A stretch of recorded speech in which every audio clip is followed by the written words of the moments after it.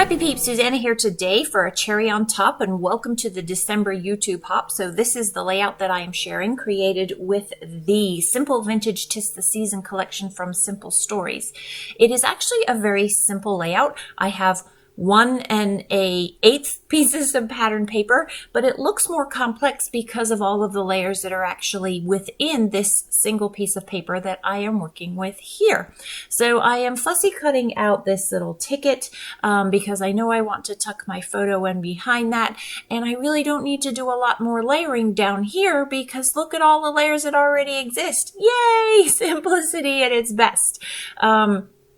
So the theme this month is, if I didn't already say that, I don't think I did, is winter or holiday, and I am obviously going with holiday.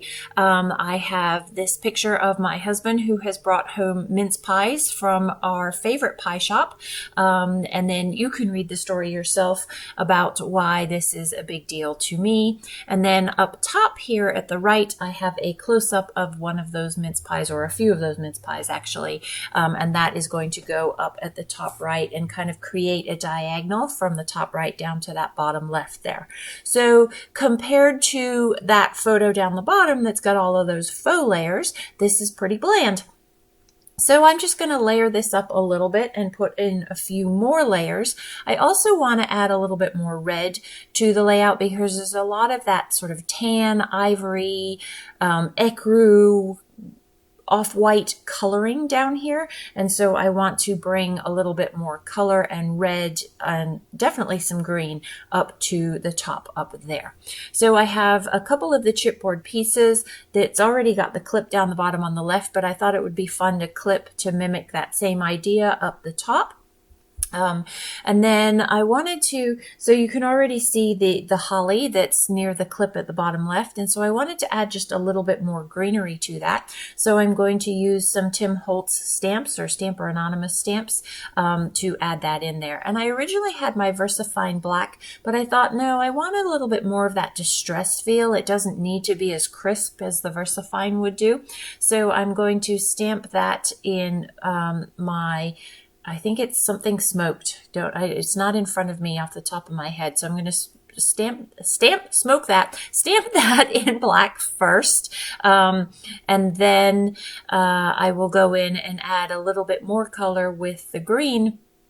And a lot of it does get covered by the photo, but the idea is for it to be peeking out of the photo and just add a little bit more it's more of a visual texture than it is an actual texture to the page there. And I'm going to overlap them because why not? Because that's what would happen if I were to have like a bouquet of florals. So I really like that, but it's a little dark. So I do a second generation stamping, and I like that lighter green.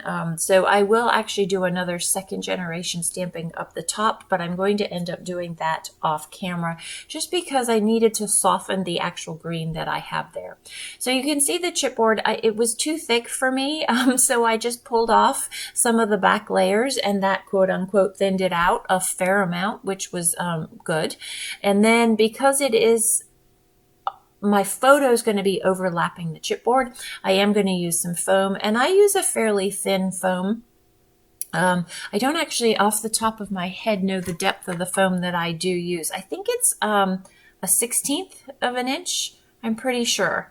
And so that is going to get popped up so that the left-hand side of the photo is actually level with the chipboard that is underneath it there.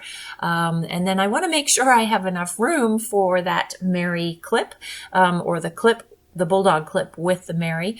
And so I had to rearrange where I had that. And so it does bring it down a whole lot closer. And so you can see how we get that diagonal line of movement. No visual triangle here because the diagonal line is what draws your eye across that page there. So that is pretty much, I mean, it's simple, right? That's the layout there. I am going to add a few more embellishments. I'm going to use this joy to tie the top half with the bottom half.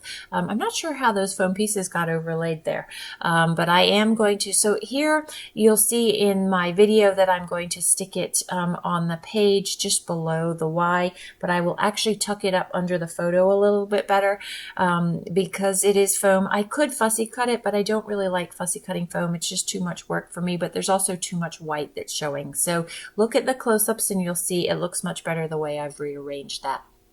So with my stamps, not the ones that I'm going to link you up to in the store, because mine are from my stash, but there is a version available. It has words, and this just says a wonderful Christmas time. And so I'm stamping that more for decor. And then I will also use the special delivery stamp underneath the title, which is just literally mince pie. I thought it said mince pies, but it says mince pie. I need to go in and put an S and make that a plural because it's mince pies, not a singular mince pie.